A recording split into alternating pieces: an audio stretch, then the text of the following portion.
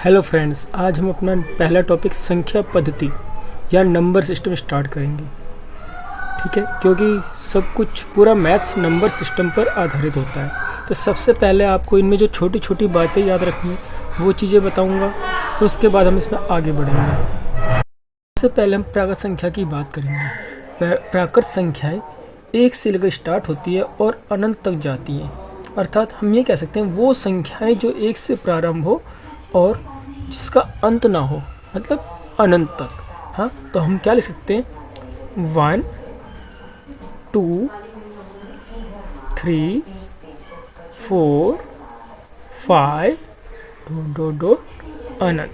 मतलब जितनी भी प्राकृत संख्याएं होती हैं वो क्या होती हैं? पॉजिटिव नंबर्स होते हैं, मतलब प्लस में होंगी।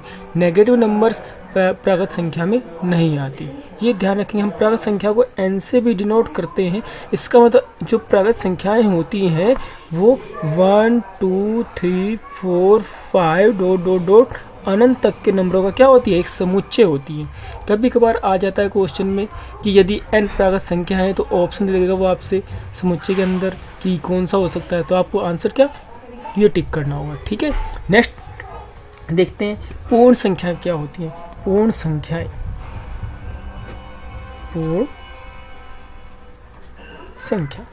पूर्ण संख्या भी लगभग सेम होता है। हाँ, उनमें भी 1 2 3 4 5 और अनंत तक चलते हैं नंबर। बट जो पूर्ण संख्या होती है उसमें जीरो भी सम्मिलित होती है। अर्थात 0, 1, 2, 3, 4, 5, 6 और अनंत तक। अर्थात यदि प्राकृत संख्याओं में जीरो को सम्मिलित कर लिया जाए तो पूर्ण संख्याएं प्राप्त होती हैं। हाँ, और इसे हम W से डिनोट करते हैं। W से, W मतलब होल नंबर्स। ठीक है, तो W इक्वल्स टू 0 1 2 3 और इन्फिनिटी। ठीक है, नेक्स्ट की बात करते हैं सम संख्याएं। सम संख्याएं आप लोगों को पता होगी कौन सी होती है। हम बचपन से पढ़ते हुए आए हैं सम संख्याएं। सम संख्याएं वो होती है जो 2 से कंप्लीट डिवाइड हो जाए। हाँ, जैसे आपको पता है 2 4 6 8 10 आगे जितनी भी संख्या होती है जो 2 से कटती हैं वो क्या होती हैं? सम संख्याएं। हाँ, और इन्हें हम इवन नंबर भी बोलते हैं इंग्लिश में। ठीक है, हाँ, सेम इस तरह सब चलते हैं। विषम संख्याओं की बात करते हैं। विषम संख्याएं क्या होती हैं?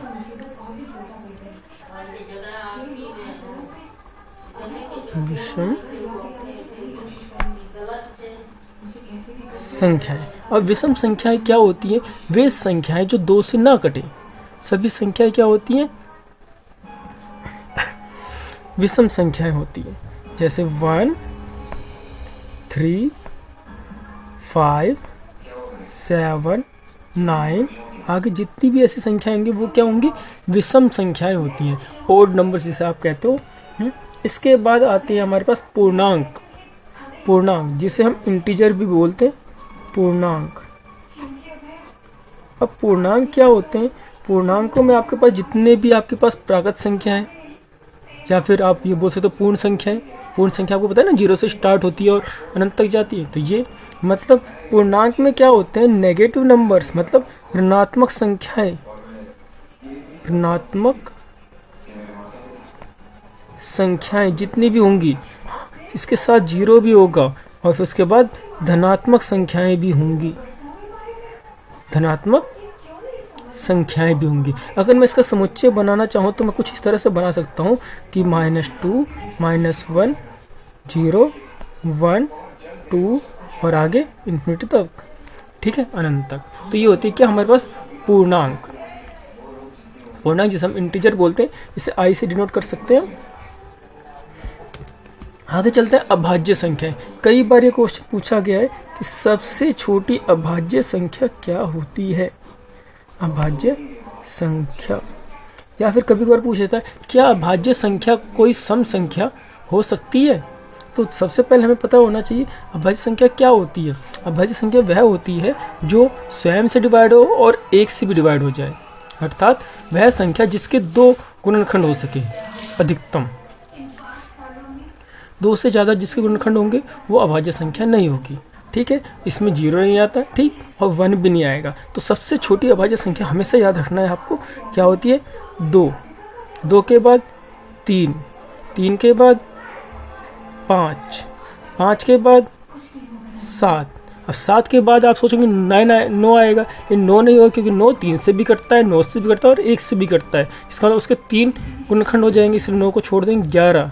इसी तरह से आगे जो भी नंबर्स आएंगे वो लिखने हैं। ये होती है आपकी क्या? अभाज्य संख्याएं। अब अभाज्य संख्याएं हम अगर डेफिनेशन करना चाहें तो ऐसा बोल सकते हैं, 1 से बड़ी उन सभी प्राकृत संख्याएं जिनका समूह 1 और सिर्फ उस नंबर से विभाजित होता हो जिसे हम जानना चाहते हैं कि वह अभाज्य संख्या है या नहीं। आगे देखते हैं परिमेय संख्याएं। अब परिमेय क्या होते हैं? रेशनल नंबर आपने पढ़ा होगा। अब परिमेय संख्याओं की बात करते हैं। परिमेय संख्याएं, परिमेय संख्याएं वो होती हैं जिसे हम P/Q के फॉर्म में लिख सके। मतलब जैसे कि आपके पास 1/2 है कोई संख्या, तो आपके पास क्या है? ये परिमेय संख्या है। मान लो आपके पास 6/9 है, तो क्या है? ये परिमेय संख्या है, और जिसे हम अपोन में लिख सके। अगर मान लो आपके पास 5 है, 5 ओनली 5 है, तो ये भी आपके पास परिमेय संख्या है। क्यों? इसके अपोन में आप 1 लिख सकते हो।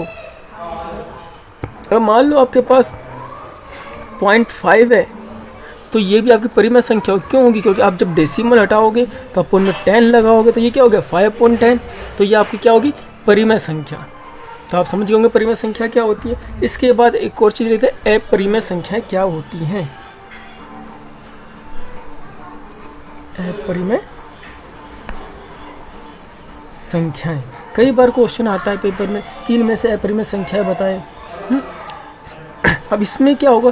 अपरिमेय संख्या को हम P/Q के रूप में नहीं लिख सकते। अगर कोई संख्या P/Q के रूप में लिखी गई है तो वो परिमेय संख्या होगी। अगर P/Q के रूप में नहीं लिखी जा सकती तो वो आपकी क्या होगी? अपरिमेय संख्या। जैसे आपके पास क्या है? √2, √3, √7, ये आपकी क्या होगी? अपरिमेय संख्याएं होंगी। ठीक है,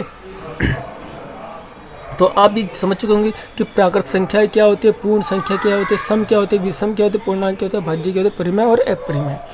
ठीक है, तो अब आपको पता होगा प्राकृत, पिछली बार अभी एग्जाम में क्वेश्चन आया था कि प्रथम अभाज्य संख्या ज्ञात कीजिए जो कोई विषम संख्या ना हो। तो आपको पता है अभाज्य संख्या स्टार्ट कहाँ से होती है?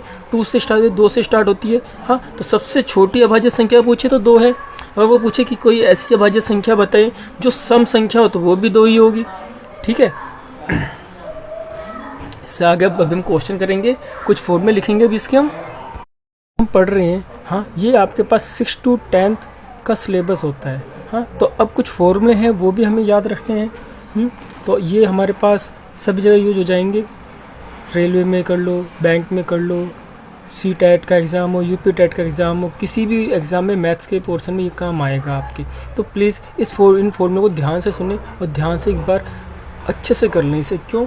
क्योंकि एग्ज़ाम में डायरेक्ट टू फॉर्मूला आता है क्वेश्चन। ठीक है, तो पहला फॉर्मूला होता है आपके पास A + B होल स्क्वायर। तो A + B का होल स्क्वायर क्या होता है? आपको पता है फॉर्मूला, आप बचपन से पढ़ते हुए आए हो, बट फिर मैं बता देता हूँ। A² + B² + 2AB।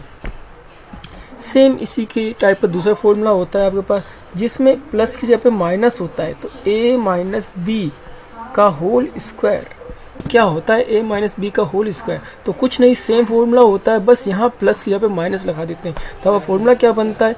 A² + B² - 2AB। Same next फॉर्मूले पे चलेंगे हम, स्क्वायर से रिलेटेड है। A² - B²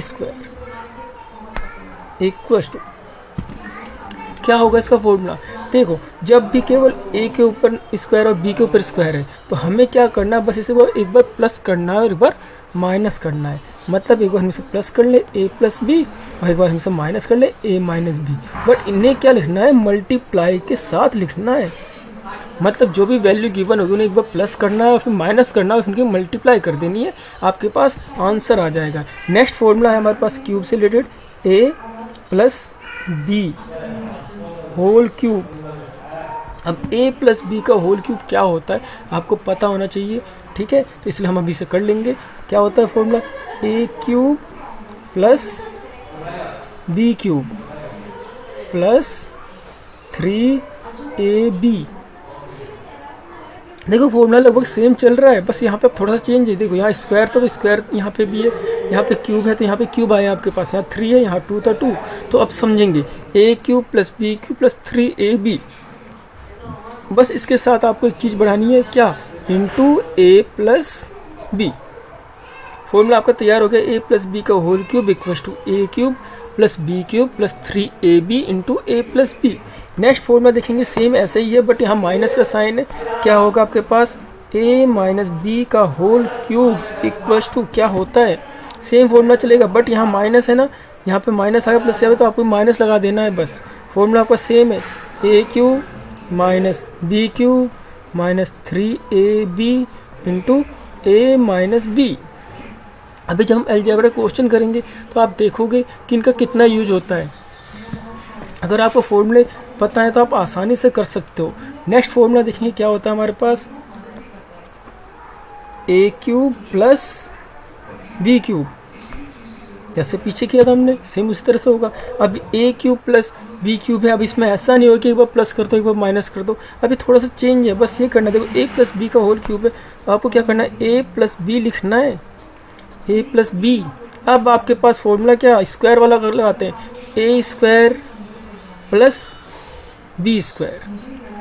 हाँ, अब यहाँ प्लस है तो आपको यहाँ माइनस लगाना है, minus a B.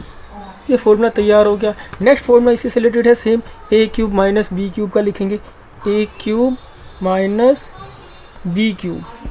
a cube minus B cube क्या होता है, फॉर्मूला सेम चलेगा, बस यहाँ प्लस यहाँ पे माइनस का साइन आएगा, यहाँ माइनस यहाँ पे प्लस हो जाएगा। तो आपको क्या लिखना है, a minus B into A square plus B square plus A B. इसके बाद एक और फॉर्मूला है जो आप बचपन से पढ़ते हुए आए हो, हाँ, a प्लस बी प्लस सी का होल स्क्वायर क्या होता है। इसका बहुत आसान है, देखो a प्लस बी प्लस सी है ना, 3 है ना, तीनों का स्क्वायर करें, जैसे हमने यहाँ लिखा था a माइनस बी का होल क्यूब था तो a square plus B square minus 2ab। अब यहाँ प्लस है, प्लस से करना आपको क्या करना है, a square plus B square plus C square plus 2ab plus 2bc plus 2ca। अगर आप 2-3 बार इन्हें पढ़ोगे तो आराम से ये फॉर्मूले लर्न हो जाएंगे, आपको बहुत आसान है फॉर्मूले। एक बार फिर से रिवाइज कर लो, देखो क्या है, आसान है क्वेश्चन। देखो a प्लस बी का होल स्क्वायर क्या होता है, देखो a square plus B square plus 2ab, क्योंकि स्क्वायर है ना यहाँ पे 2 है ना पावर में तो यहाँ 2 ही लगेगा, ठीक है, जब क्यूब हो तो 3 लगेगा, ठीक है। सेम देखो a माइनस बी का होल क्यूब क्या होगा, a square plus B square minus 2ab, और ये क्या है, a square minus B square. जब केवल नंबर के ऊपर पावर हो तो आपको क्या करना है, इन्हें एक बार प्लस करना, माइनस करना, मल्टीप्लाई कर देंगे। इनसे रिलेटेड क्वेश्चन हम अभी करेंगे नेक्स्ट टॉपिक में।